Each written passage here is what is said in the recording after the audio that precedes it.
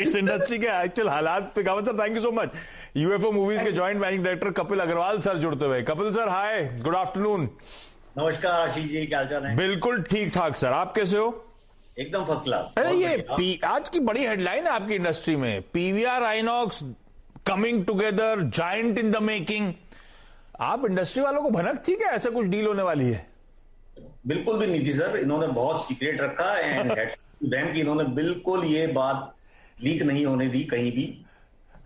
चर्चे चलते रहे कि सिनेपोलिस को ले रहे हैं पीवीआर या आइनॉक्स, चर्चे चलते रहे सिनेपोलिस के, और यहाँ पे डील हो गई बड़े वालों की, दोनों की। हाँ, सिनेपोलिस की तो बहुत चर्चा हो रही थी पीवीआर के साथ, और हो ये बहुत सरप्राइज स्प्रिंग अप हुआ मेरे लिए भी कि पीवीआर आइनॉक्स का मर्जर, मेगा मर्जर कह लीजिए।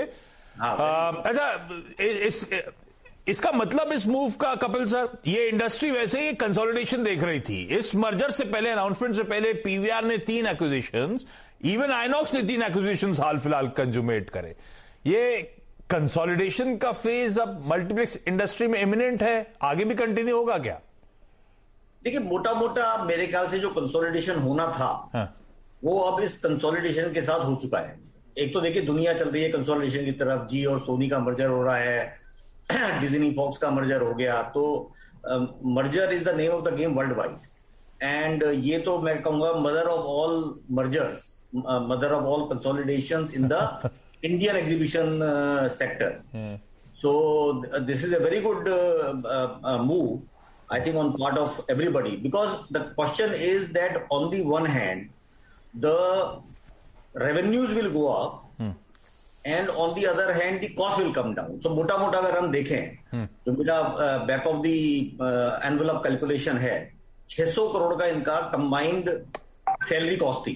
तो 600 करोड़ की सैलरी कॉस्ट अगर 20% से भी कम होती है कंबाइन होने के बाद, तो सीधा सीधा 120 करोड़ फर्क पड़ जाता है। अच्छा, अब एड रेवेन्यू जो है पीवीआर का तो तकरीबन 45 लाख रुपए पर स्क्रीन 2020 का, और आइनॉक्स का था 28 लाख रुपए पर स्क्रीन। तो 17 लाख के हिसाब से अगर 645 जो स्क्रीन आइनॉक्स के थे, अगर उस पर करें तो 100-110 करोड़ का रेवेन्यू वहां बढ़ जाता है, which is straight to the bottom line. तो 120 करोड़ का वो, 110 करोड़ का ये, और दोनों का मिला के करीब 20 रुपए का जो स्पेंड पर हेड एफ&बी रेवेन्यू का फर्क था। तो अगर वो 20 रुपए का अगर टोटल फुटफॉल पे खाली आइनॉक्स के लगाएं, अगर वो बढ़ता है तो मोटा मोटा 100 करोड़ रुपए वो बढ़ जाता है। 300 करोड़ रुपए तो खाली इस कंसोलिडेशन से 300-325 करोड़ तो straight away go to the bottom line of this combination, which is back of the envelope calculation I was doing. Interesting. तो बहुत बढ़िया सिनर्जिस्टिक बेनिफिट्स होंगे। लेकिन कपिल सर, अब ज्यादा इंपॉर्टेंट सवाल आपके लिए, आपके बिजनेस के लिए इसका क्या मतलब? आपकी कंपनी जानी जाती है इस देश में largest in cinema advertising platform के तौर पे। सामने वाले की बार्गेनिंग पावर बहुत बढ़ रही है, आपको डेंट करेगा क्या? एक्चुअली हमारे नेटवर्क और इनका नेटवर्क जो है वो दोनों बिल्कुल कॉम्प्लीमेंट्री हैं। तो पहले भी आइनॉक्स अपना बेचता था, पीवीआर अपना बेचता था, मिलके बेचेंगे, और हम अपना बेचते थे। अब इनके पास 1550 स्क्रीन हो गए, हमारे करीब 3500 स्क्रीन हैं, और वो बिल्कुल जो जॉनरो है, जो टारगेट ऑडियंसेस है, वो काफी डिफरेंट है, जो इनकी और हमारी है, और जो हमारे क्लाइंट सेट है वो भी बड़े डिफरेंट है। तो आई थिंक इनके मर्जर से हमारे को फायदा ही होगा, क्योंकि जब भी कोई इंडस्ट्री में कंसोलिडेशन होता है, जब size of the industry improve होता है, तो उसका इंपैक्ट सारे प्लेयर्स को मिलता है। तो मेरे हिसाब से हमें भी इसका फायदा मिलेगा। और अब तो खैर फिल्में भी बड़ी अच्छी अच्छी आ रही हैं, और बॉक्स ऑफिस भी ऐसा चल रहा है जो हमने कभी देखा ही नहीं अपनी लाइफ के अंदर पोस्ट पेंडेमिक। तो बेनिफिट सबको मिलेगा। तो इन सिनेमा एडवर्टाइजिंग जब आप करते थे तो आप वहां के स्पेस को ग्रैब करते थे, फिर आप उसको मार्केट करते थे। ये पीवीआर आइनॉक्स के बिहाफ पे भी, वहां पे भी आप अपने स्लॉट्स लेते होगे, वो स्लॉट्स के लिए जो बार्गेनिंग पावर होगी वो रिड्यूस नहीं होगी क्या आपकी? नहीं, तो हम पीवीआर आइनॉक्स का काम करते ही नहीं थे। तो पीवीआर अपना एडवर्टाइजमेंट बेचता था, आइनॉक्स अपना बेचता था, और हम बाकी जो नॉन नेशनल चेन्स हैं उनके हमारे पास 3500 सिंगल स्क्रीन, और नॉन नेशनल चेन जैसे मूवी टाइम है, मैक्सस है, इस तरीके की जितनी चेन्स थी, उनका हम सोना सिनेमा है, गोल्ड चेन है, तो इनके सबके, और प्लस सिंगल स्क्रीन थे ऑल ओवर द कंट्री। देखिए, इनका जो कंबाइंड नेटवर्क है आज करीब 108-109 सिटीज के अंदर है, और हमारा नेटवर्क करीब 1400-1500 सिटीज के अंदर है। सो जो टोटल फोकस एरिया है हमारा, और इनका वो बहुत डिफरेंट है। It is mutually exclusive but still complementary, क्योंकि अगर एक एडवर्टाइजर को पूरे इंडिया में पहुंचना है तो उनको पीवीआर आइनॉक्स भी खरीदना पड़ेगा और यूएफओ भी खरीदना पड़ेगा। तो उनकी अगर मार्केट शेयर बढ़ेगा तो हमारा भी बढ़ेगा ऑटोमेटिकली। उसमें कॉम्प्लीमेंट या कॉम्पिटिंग नहीं है वो। और उनकी अगर बार्गेनिंग पावर बढ़ती है तो आप जैसी पीयर सेट इंडस्ट्री के लिए और अच्छी खबर है।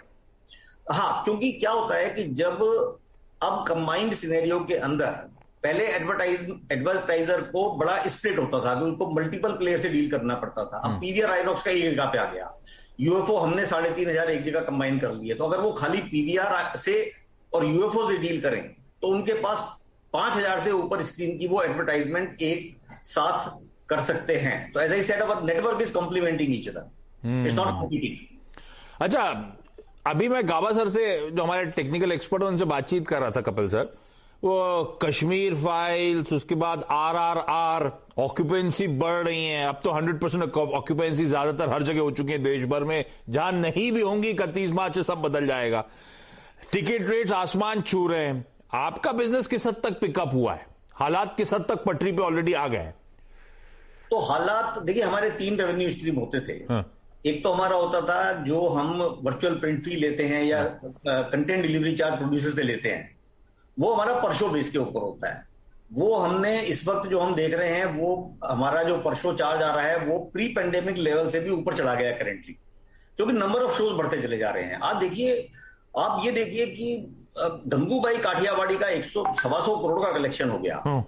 कश्मीर फाइल्स का 225 करोड़ रुपए से क्रॉस कर चुका। RRR का ऑलरेडी 3 दिनों के अंदर 300 करोड़ रुपए कलेक्शन क्रॉस कर चुका। मैं खाली नेट कलेक्शन इंडियन मार्केट की बात कर रहा हूं, इंटरनेशनल की मैं बात नहीं कर रहा, जो हमारे को अफेक्ट करता है। तो अब क्या हो रहा है कि एक के बाद एक मूवी आती है, हम फर्स्ट 2 वीक्स में चार्ज करते हैं। फर्स्ट वीक का और सेकंड वीक का हम वीपीएफ लेते हैं, जो कंटेंट डिलीवरी चार्ज हम लेते हैं। वो क्योंकि अब एक के बाद एक नई फिल्में आ रही हैं और they are pushing out the old films, तो our collection is going to the record level now, pre pandemic level. अब जितने फुटफॉल आते हैं एडवर्टाइजमेंट उससे होता है। तो एडवर्टाइजमेंट अभी थोड़ा स्लो चल रहा था, क्योंकि एडवर्टाइजर्स को यह भरोसा नहीं था कि भाई लोग आएंगे थिएटर में या नहीं आएंगे। अब जब वो देख रहे हैं तो अब सडनली एकदम से advertisers are also enthused, so advertisement business is also coming back. और जब थिएटर पैसा कमाएगा तो रेंटल का भी कोई इशू नहीं है, जो हमने वेवर किया था रेंटल का ड्यूरिंग द पेंडेमिक पीरियड। तो I think we are on way to very very quick and speedy recovery. Kapil sir, ये कश्मीर फाइल तो ठीक, आरआरआर देख ली, आप क्या फर्स्ट डे फर्स्ट शो निपटा देते हो क्या? इतना वक्त नहीं मिलता, पर हाँ वीकेंड पे जाता हूं मैं नॉर्मली। तो गंगूबाई देख ली, कश्मीर फाइल देख ली, RRR देखने का मौका नहीं मिला क्योंकि मैं वो Indian media entertainment industry delegation के साथ दुबई गया हुआ था, तो इस वीकेंड पे देखने का मौका नहीं मिला। Now I am back, definitely this week I will be watching the RRR also. Promoters का स्टेक ऑफ लेट रिड्यूस हुआ। पिछले साल वो 30-30.5% वाला जून में अब रिड्यूस होके 22-23% पे आ गया। ये प्योरली वो प्रेफरेंशियल अलॉटमेंट जो हुआ था उसके चलते ये डायल्यूशन हुआ है क्या? एब्सोल्युटली, उन्होंने एक भी शेयर अपना मार्केट में नहीं बेचा है या प्लेज किया है। ये सारा क्योंकि देखिए पेंडेमिक के अंदर हमने 2 साल तक हमने कोई आदमी फायर नहीं किया, किसी आदमी को निकाला नहीं, हमने पूरा इंफ्रास्ट्रक्चर मेंटेन करके रखा फिल्म इंडस्ट्री के लिए, क्योंकि हमारी ये जिम्मेदारी थी कि अगर हमारा इंफ्रास्ट्रक्चर बैठ गया तो पूरी फिल्म इंडस्ट्री बैठ जाएगी। डिजिटल सिनेमा कैसे पहुंचेगा, कैसे कंटेंट पहुंचेगा सिनेमास के पास, तो ये हमारी जिम्मेदारी थी। तो हमने पूरा अपने तरफ से लगाया, करीब 300 करोड़ रुपए हमने खर्च किए in debt servicing and maintaining the infrastructure and people in 2 years। But अब हमने सोचा कोई 4th वेव आ गई, 5th वेव आ गई, तो even despite the low stock price our promoter decided कि हमें डाइल्यूट कर लेना चाहिए। तो हमने 97 करोड़ रुपीज रेज किए by 24.9% diluted in the month of January. So उसकी वजह से, उसके चलते जो इनका पहले स्टेक था that has come down to around 23%। अच्छा, फिर वो क्वार्टरली लेवल पे losses, financial year last year losses, बुरा वक्त था। आप लोग के back of the envelope calculation क्या कहते हैं? अब जब बिजनेस पिकअप हो रहा है, फुटफॉल्स बढ़ रहे हैं, एडवर्टाइजर्स नोटिस कर रहे हैं उस बात को, कब तक वापस प्रॉफिटेबल होगी यूएफओ मूवीज?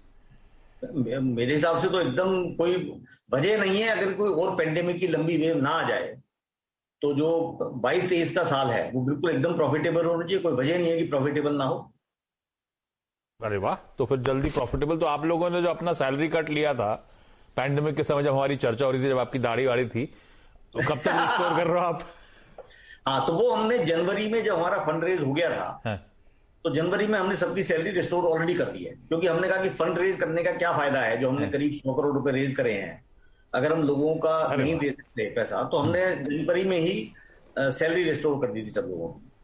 बिल्कुल ठीक। चलिए कपिल सर, बढ़िया इंडस्ट्री का आउटलुक, शायद हालात जल्दी पटरी पे लौटते हुए नजर आए यूएफओ मूवीज के भी, मैनेजमेंट कॉन्फिडेंट और वाकई वो कहते हैं ना, वो मैंने भी चैनल चेक कर लिया है, एक्चुअली सिनेमा घरों में फुल ऑक्यूपेंसी है, और कश्मीर फाइल्स से आरआरआर के बीच में रेट डबल हो गए सेम वीकेंड के शो, नाइट शोज के। जो कश्मीर फाइल्स मैंने एक्स अमाउंट पे देखी थी, 2x पे बैठ के मैंने आरआरआर देखी। इस तरह से ऑक्यूपेंसी और इस तरह से उनके रेट्स बढ़ते हुए नजर आ रहे हैं, तो इंडस्ट्री शायद धीरे धीरे पटरी पे आती हुई सबको इसका फायदा मिलेगा। अच्छा, कपिल सर से तो होगी डिटेल में चर्चा, लेकिन ब्रेक लेते लेते आपको एक और इंटरेस्टिंग इंटरेक्शन सुनाता हूं। मदरसन सुमी वायरिंग इंडिया, जो मदरसन सुमी का वायरिंग कारोबार डीमर्ज हुआ था, आज लिस्ट हुआ। लिस्टिंग के बाद मेरे ख्याल से स्टॉक आप लोग की स्क्रीन पे आना चाहिए।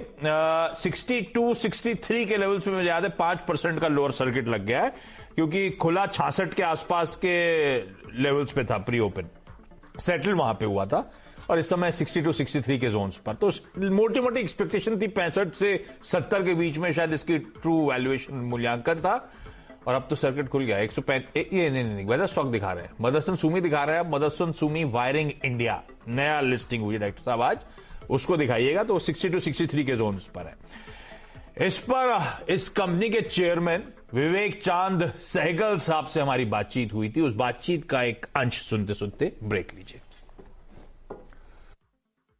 देखिए, ये ओरिजिनल बिजनेस है मदरसन सुमी सिस्टम्स का।